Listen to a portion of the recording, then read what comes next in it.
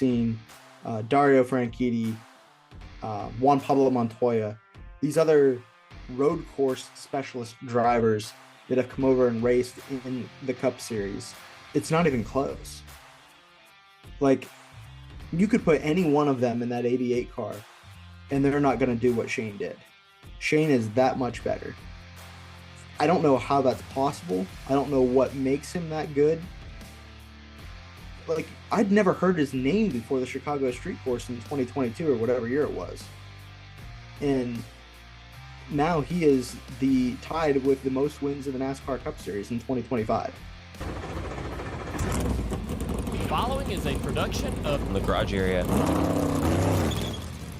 Welcome into the Garage Area. This is our Charlotte ROVAL recap, where we saw Corey Heim win the truck race, Connor Zilisch win the Xfinity Series race, and you guessed it, SVG ends up winning the Cup Series race.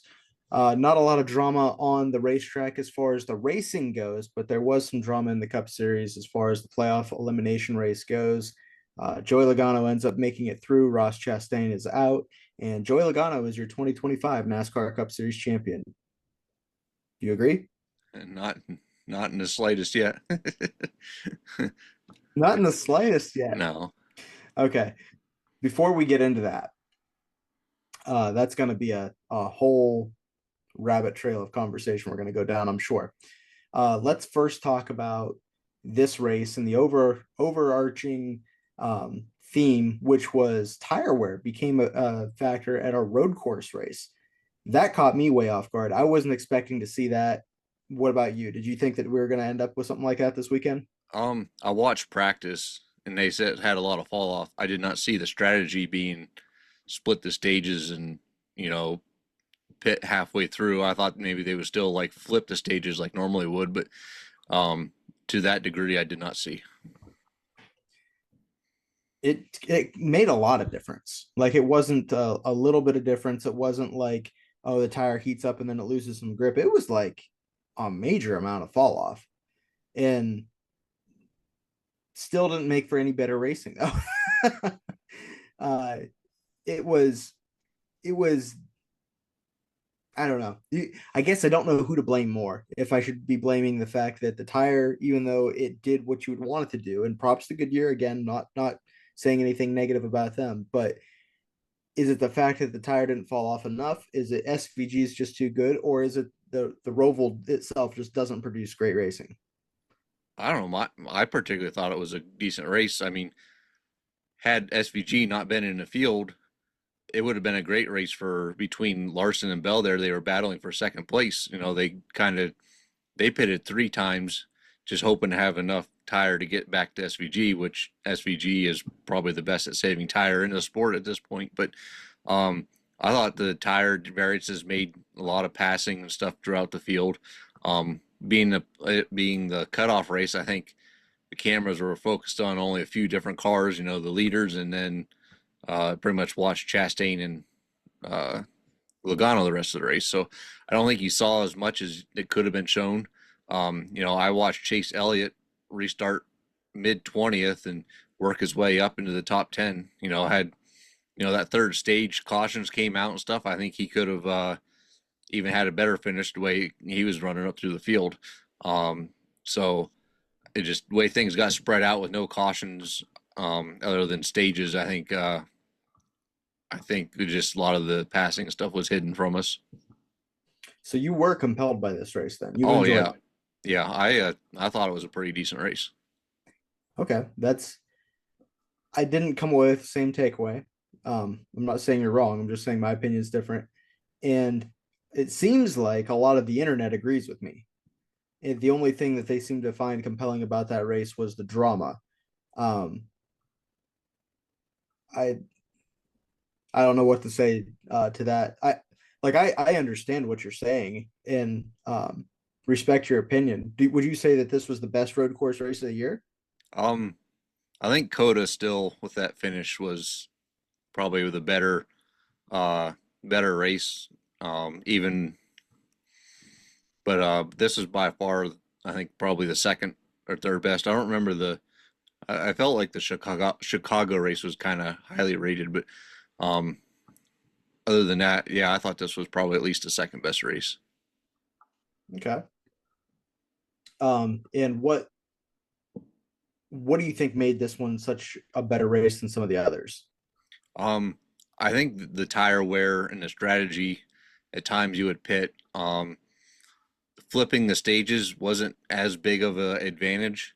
Um, those guys who flipped the first stage, um, who came out with a few lap older tires, um, they were eventually passed and caught up by SVG and Larson's, who actually ran out the stage and then pitted.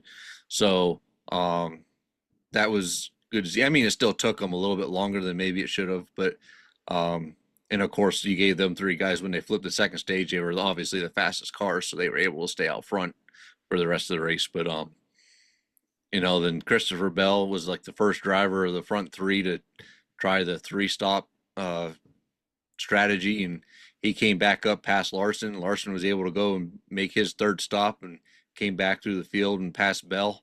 I mean, obviously SVG was like they were talking about him being a second faster in practice, so it was pretty obvious he was able to save his tires way more than anybody else. It's just who he is and what he can do. So I think a lot of people hated the fact that SVG won by 17 seconds. There's a lot of haters out there for him anymore just because he dominates. I think a lot of people didn't like this race because Logano got his way through, and Logano, the reason why he got through, I believe, is because of his strategy of making that extra pit stop.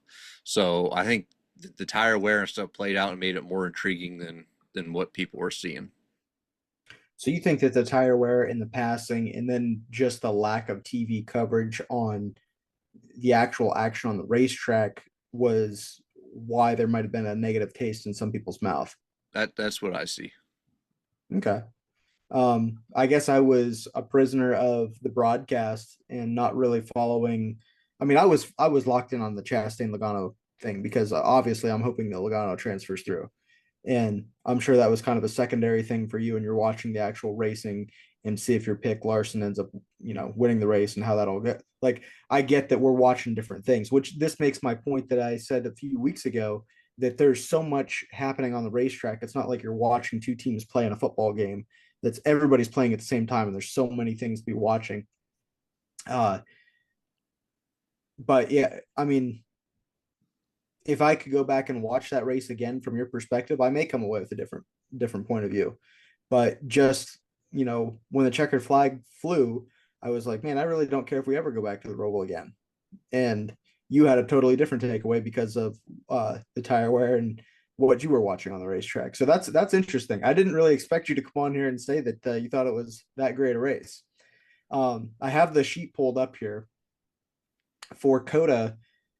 You gave it a 9, I gave it an 8, and I think a lot of that had to do with the finish. Mexico City, I gave it a 7, you gave it a 6.5. Sonoma, or I'm sorry, Chicago, you gave it a 7, I gave it a 6. Sonoma, I gave it a 7, you gave it a 6.5. Watkins Glen, we don't have a rating listed. I don't know if we forgot to do it in that episode or what. Oh, we did it in the episode. I just forgot to log it. Oh, okay. So I'm not sure what our takeaway was from Watkins Glen. But do you think that this race rates higher than that? Than any of those? It looks your highest one was 7.5. You gave Mexico 7.65. Yeah, I don't know what you rated Watkins Glen, but it looks like 7.5 at Mexico was your highest rated race. I thought Coda was the 9, but Oh, hang on, maybe I got it wrong. Yes, you're right. I'm sorry, I looked at the different box. You had 9 for Coda. yeah.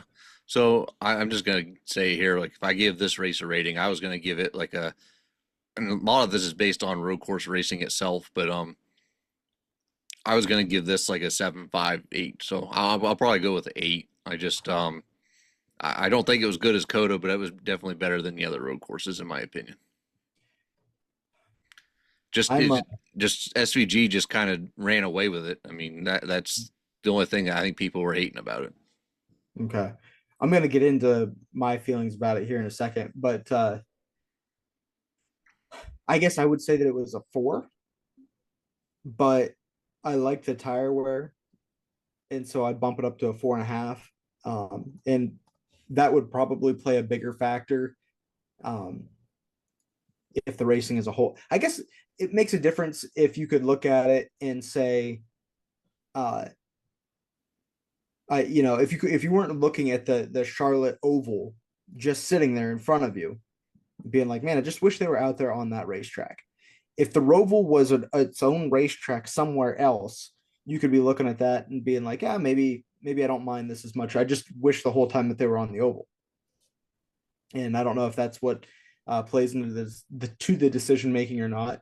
And after we've had this conversation, if I went back and rewatched this race again, maybe I would change that rating. But that's why I'm giving it such a low one at the moment. Um, and again, everything that we're looking at is through the eyes of TV and not through um, just the purest form of the action, as if you were there at the racetrack. So that ends up being our ratings. Me with 4.5. You gave it an 8. When I last looked at the Jeff Gluck Bowl, did you look at it? Yeah. I think it was like 52%. It was somewhere in the 50s. I remember when I voted, so I thought it was 57 when I did it, but it could have gone lower since then. It could have went higher since I looked at it too. I'm not sure. Yeah. And obviously you voted yes. Yeah. Yeah, and I voted no. Um, I think that's really the first time this year we've had such a dramatic difference in opinion.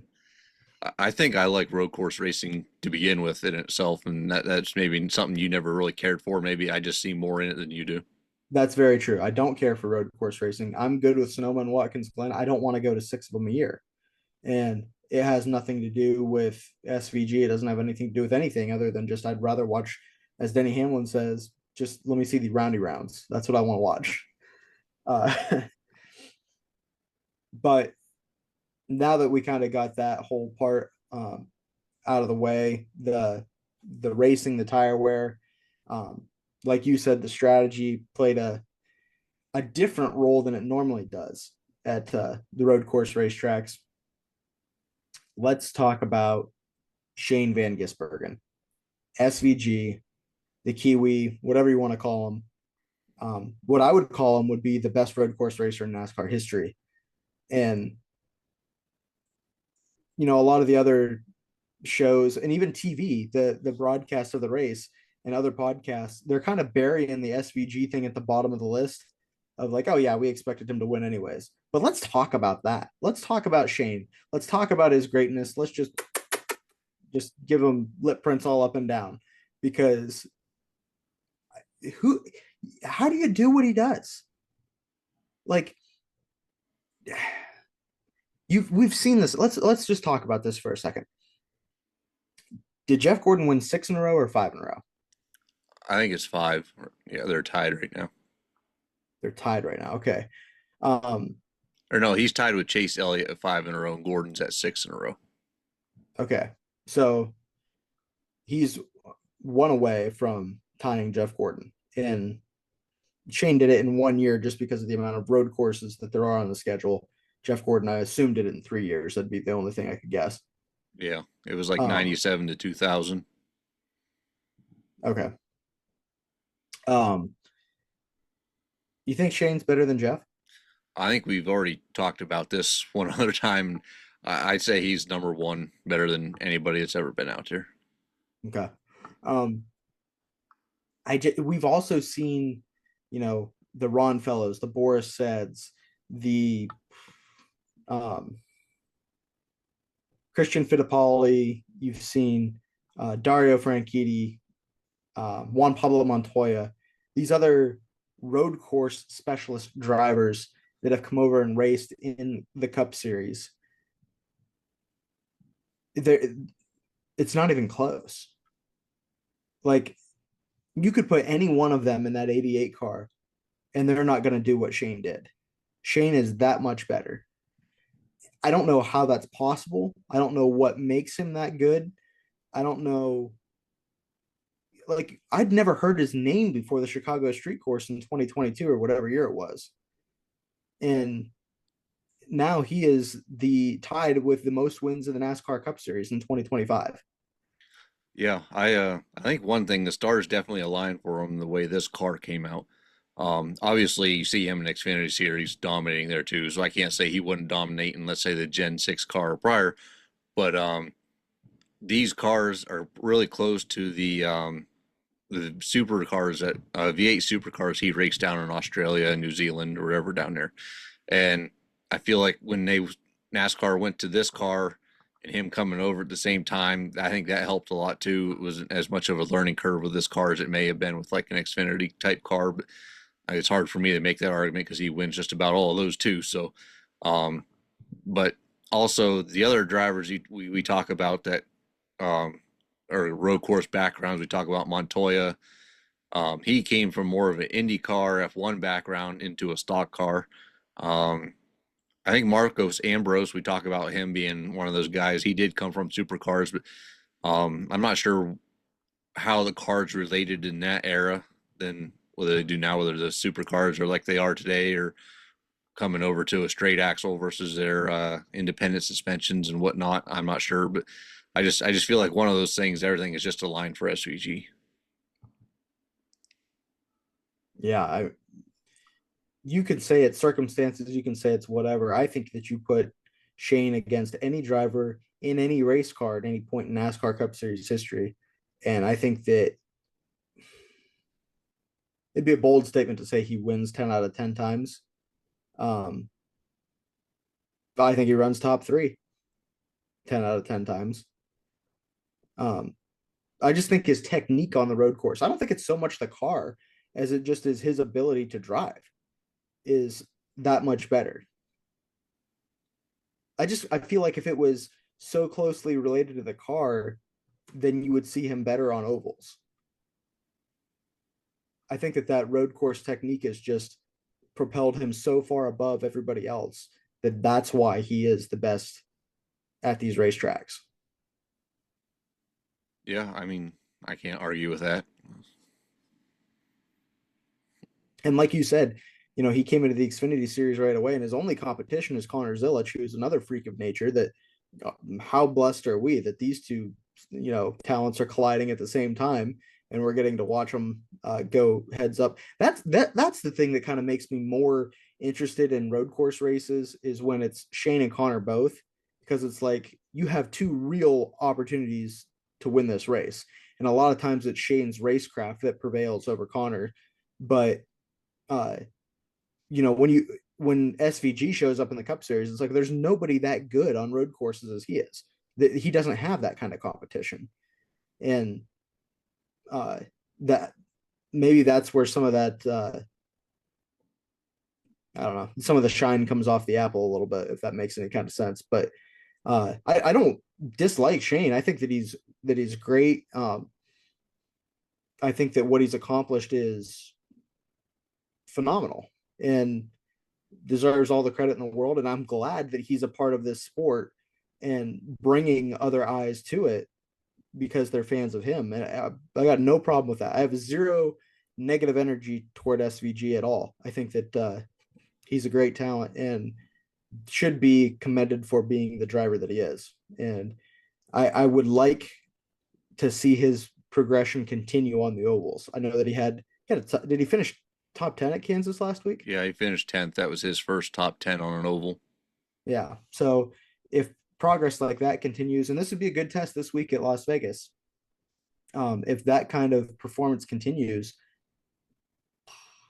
I mean, he's in a Trackhouse car nonetheless. Like you got to remember, this is not a year where Trackhouse is real fast. I mean, outside of Shane, Ross won the Coke 600. That's their only other win, right? Yeah. So it's not like this has been a super competitive year for Trackhouse like it was in 2023 or whatever that year was.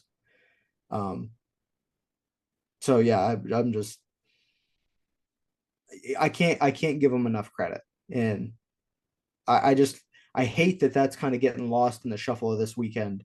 Is the fact that he's tied for the most wins in the Cup Series right now, and he's won 5 Cup races in a row.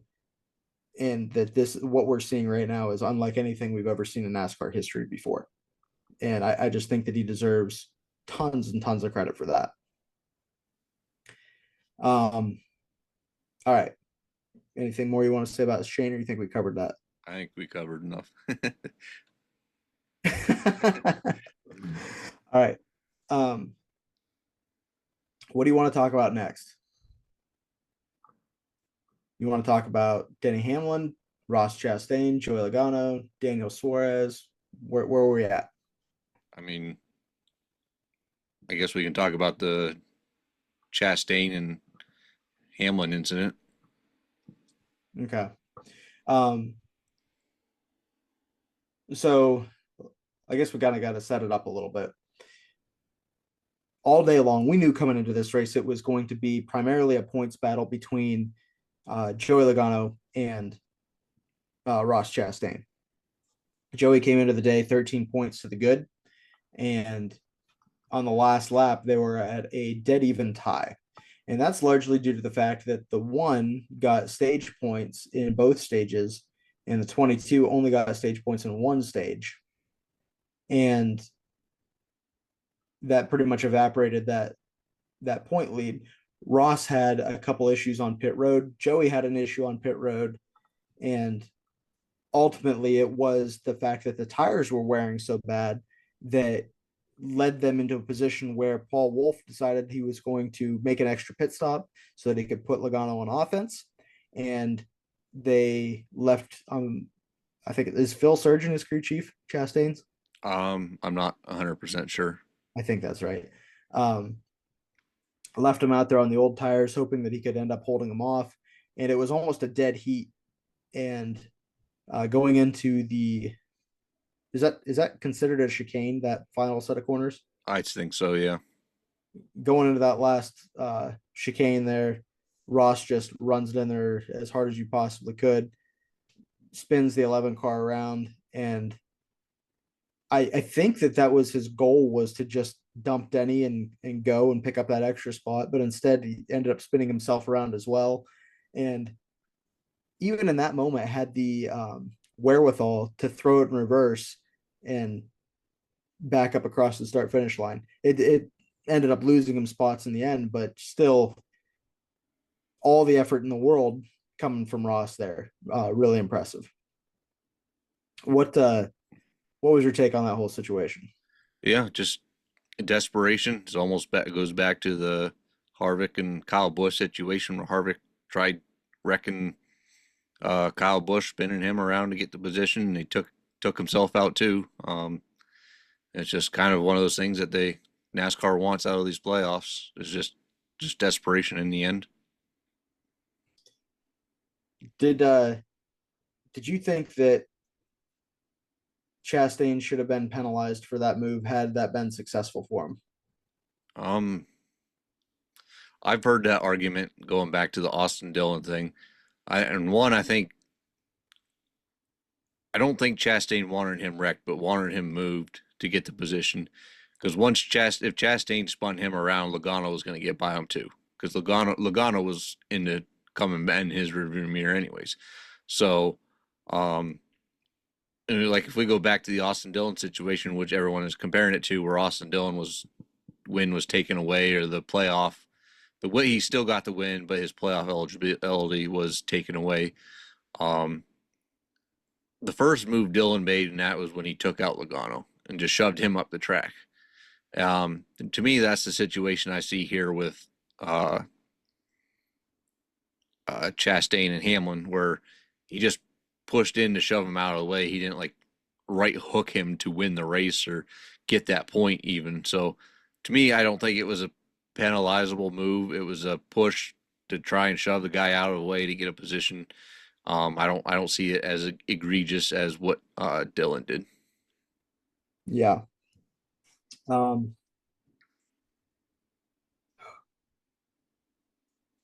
kind of mixed on this one, because I don't want to see guys going into the last corner and just cleaning people out. I didn't like it when Harvick did it.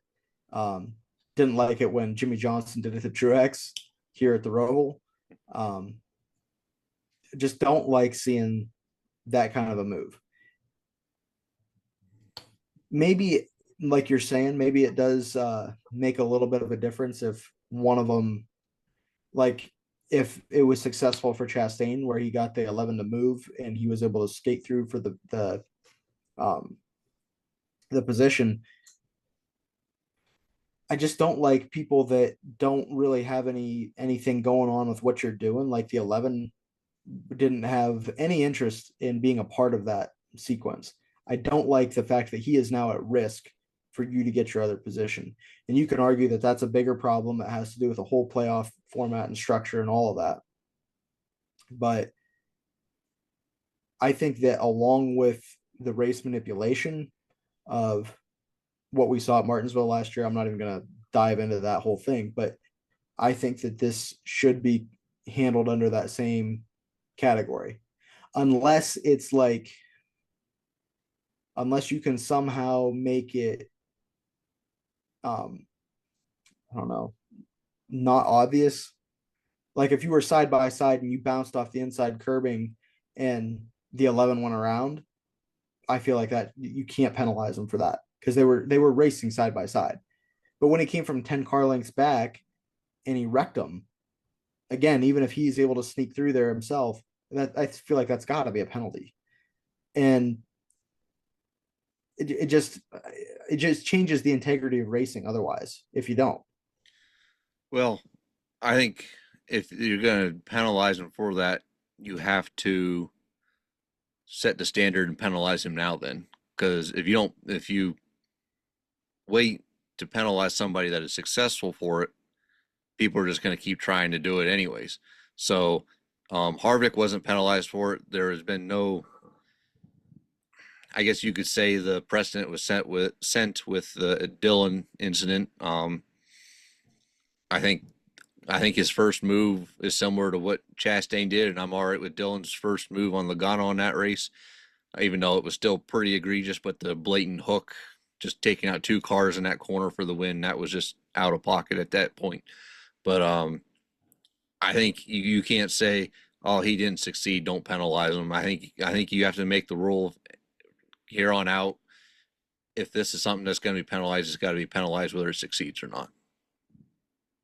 Okay, but what if exactly what you just said there? Just like the Hale Mellon move was, he wasn't penalized in the moment, but a rule was made after that. Do you think that it's okay if now they make another rule saying, hey, if you dive in there to wreck a guy, we have the option as NASCAR to penalize you for that? I think I'd be all right with that. Yeah, because I don't think that there's anything that you need to penalize Chastain for right now because it's not a rule yet. I think you need to make it a rule going forward. And I don't like that there's more gray areas and things for NASCAR to have to call themselves. I'm not a fan of that. But I don't know what else to do right now. And maybe this is a non-issue when they change the format because it sounds like that's what's going to happen is they're going to change the format. And we've purposely not got into that conversation on this show because it's something I want to talk about after the season. But right now we're just dealing with a format that we have. And I think that you should put that rule in place regardless, whether you're going to change it or not. Yeah, I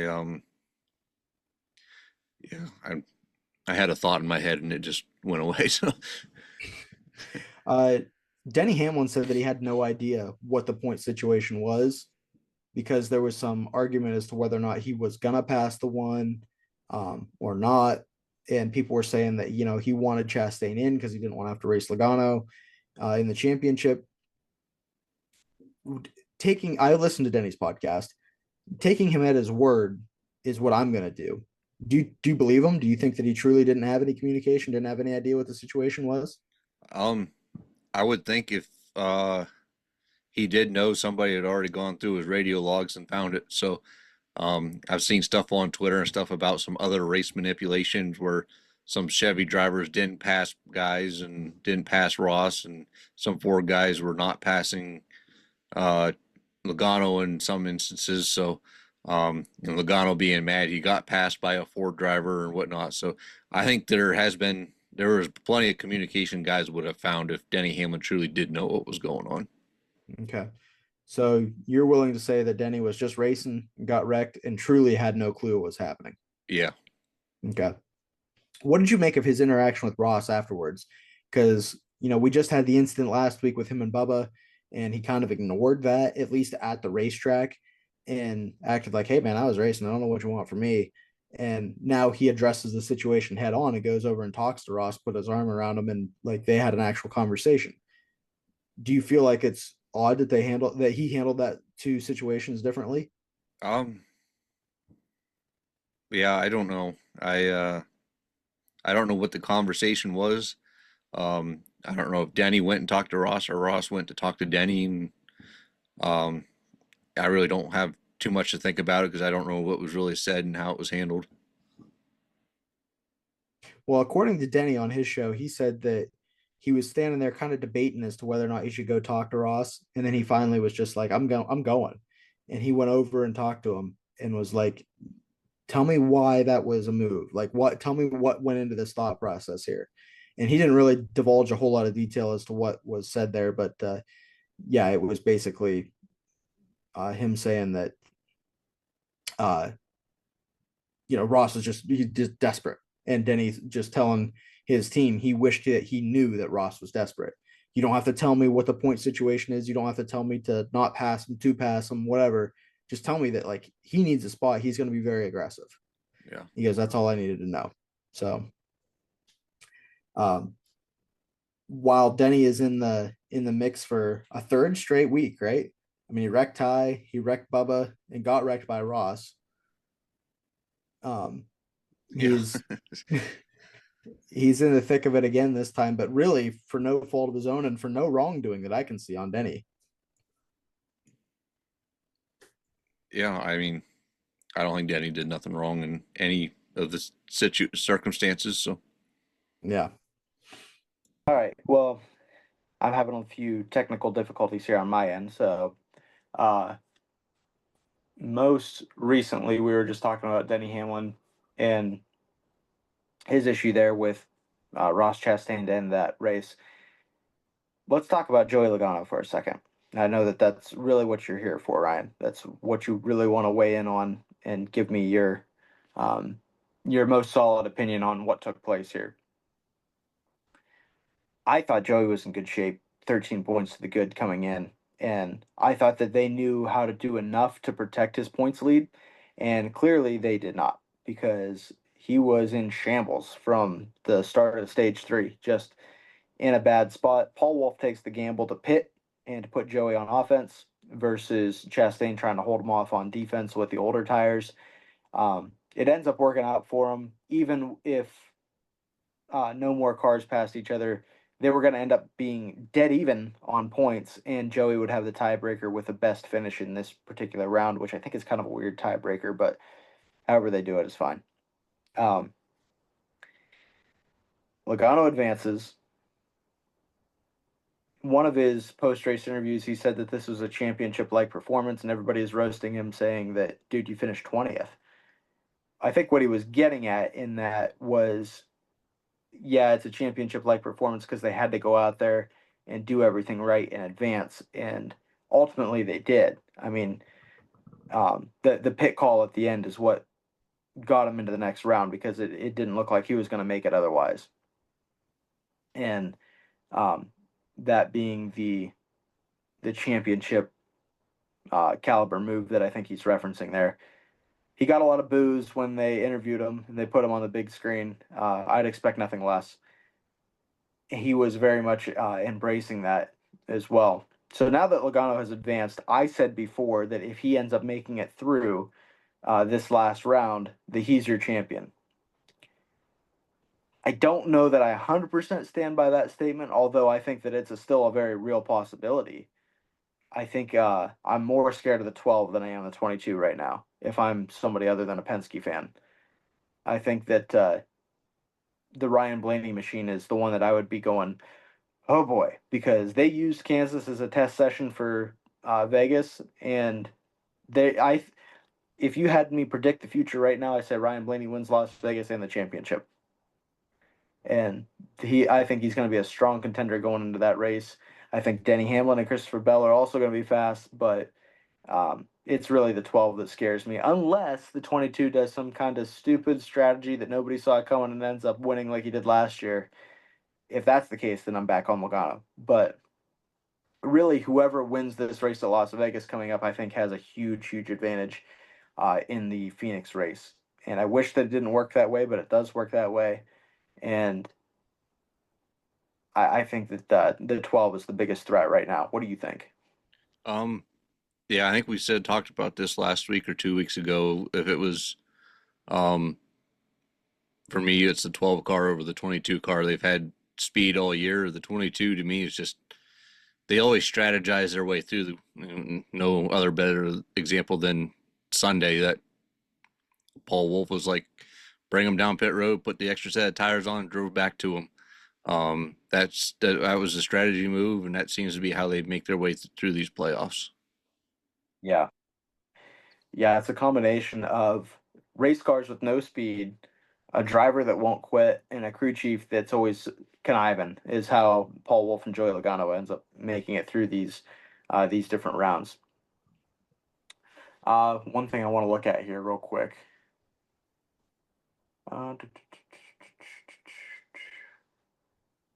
William Byron finished 11th in this race. I'll just tell you right off the bat, I think he stinks right now. Not William Byron as the driver. I just think that 24 team is not capable of winning a championship.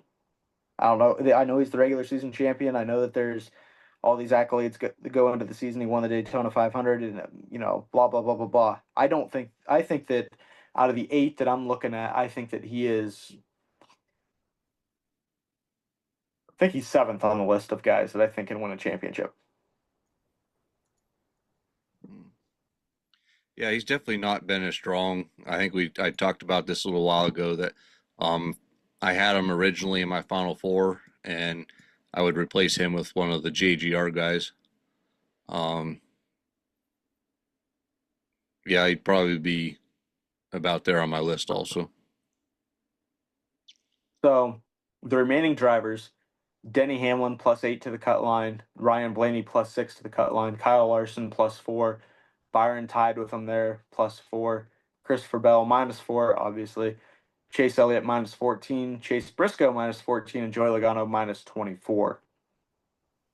Very, very close, honestly, between all those guys. And really, Logano is the biggest deficit behind them all, just due to his lack of playoff points. Out of those 8, can you kind of put them in order of who do you think is the strongest driver in this round, and who's the weakest? Can you put them in that order? I think I got to go 12. Yeah. Especially he's great at Talladega, Martinsville. I don't know. Does he have a win at Vegas? Yeah. So he's won at all 3 of these tracks then. I'm pretty sure he's won at Vegas. That's the only one I'm not sure about, but I know he's a strong restrictor plate driver. I don't know. After that, I'm kind of mixed. I got Denny Hamlin. He's great in a mile and a half in Martinsville's. I really don't know any of the rest of the drivers you could say is good at Talladega. I mean, Joey Logano, obviously he could win there. But that to me, that's probably going to be his strong point for the rest of these playoffs. So to me, it's Blaney, Hamlin, Bell, because he probably should have won the Vegas race that Joey stole from him last year. So I almost want to put Larson back in the list too, because I feel like they've been gaining some steam. So yeah. I almost feel like those are my 4 guys. What did I say? Hamlin or Blaney, Denny, Bell, and Larson. It's kind of where I'm at with we'll say the top 4 if I had to pick the final 4 right now. Okay. And then what position do you put the last 4 in? See, probably Briscoe, Joey, probably Byron, Elliott. Although Elliott, I almost kind of want to move him up above Byron. He's been running stronger lately. I think he had a streak of top 5s going until the Roval. He finished 8th or 9th or something like that. But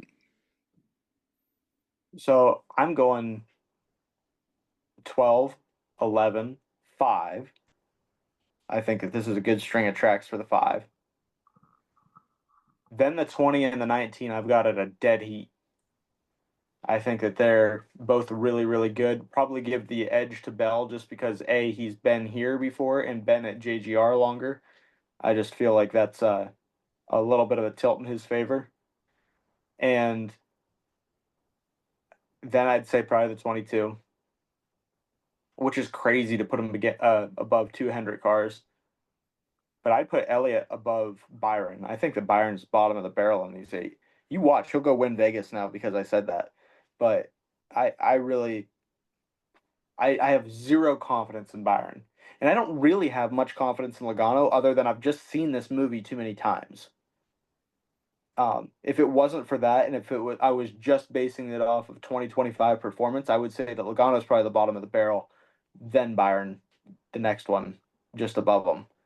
But those guys just find a way, and I'll get off that topic here because we've beat that horse to death. But yeah, that would be my fear right now. I am 0% scared of William Byron, and I think that Larson's getting a little too hot at the right time for my comfort.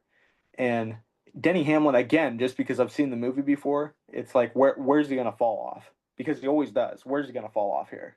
How is he gonna find a way to not make the final round of 4? Because it just always happens. So it'll be interesting to see how that plays out for sure. One thing that I wanted to touch on, do you think Daniel Suarez, he got a little bit of heat for not passing Logano at the end of stage 2 and giving Ross that extra point, and if he had done that butterfly effect, Ross wouldn't have had to go into that last corner and wreck Denny. He would have been 1 point to the good. From what I've heard of people going back and watching the onboard of the 99, he was trying to pass him and was burning up his stuff too quickly and then just decided, forget it, I'm going to ride, because he wasn't going to pit at the end of the stage. That was his strategy. Did you think that Suarez should have raced harder to try to pass the 22 to give the 1 the advantage? Or do you think that, hey, Suarez is running his own race, he's not responsible to the 1 car? Or a third side of this, do you think that Suarez said, these guys fired me, I don't care what happens to them? I think it's the last 2, whatever we talked about, that it's his race to run and he ain't coming back. So what's he got to help the team for? I'm surprised nobody's talked about SVG saving his tires and allowing Chastain to pass him back before the end of that stage also. No, I've heard that. I haven't heard anybody talk about it. I've heard people talk about Suarez not passing the 22 and upset about him allowing the 22 and whatnot and all of that. But I haven't heard too many people talk about SVG falling through the field too. So I feel like there is definitely claims of race manipulation throughout this that probably are credible. But back just to the Suarez matter, it's his race to run. He's out at the end of the year. I don't think it matters to him what happens for that organization. Yeah, I view it as it's his own race to run. And also, even if he wasn't out at the end of the year, he's should be in it for the 99 at that day, because this is one of his few good chances to win throughout the year. And I think that they've got to take that race as we're trying to win this race, not we're trying to get the 1 into the next round, regardless of what his status is with the team. So yeah, don't have any issues with that there. Riley Herbst got disqualified after the race. Can you believe why?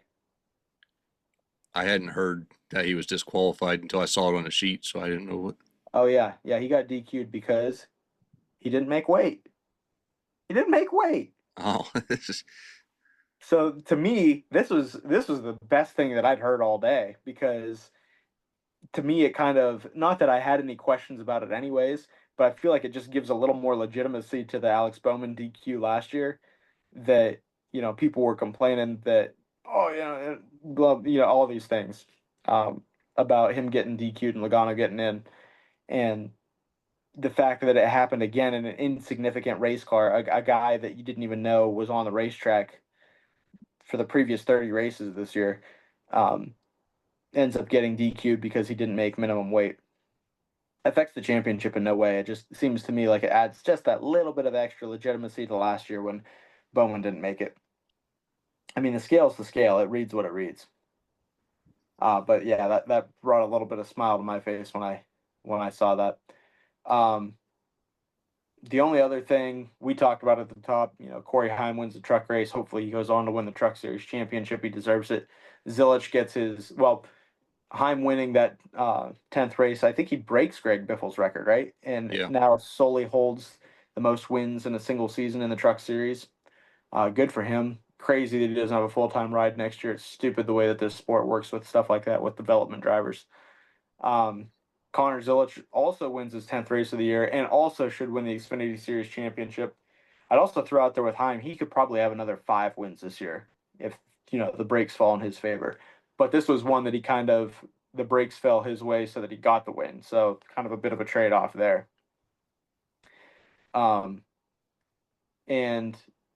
it's not really off track, but some of the news that came out this week that Hocevar got a $50,000 fine for the tow truck incident that wasn't really that big of an incident, in my opinion. What did you think of that? Did you think the fine was warranted?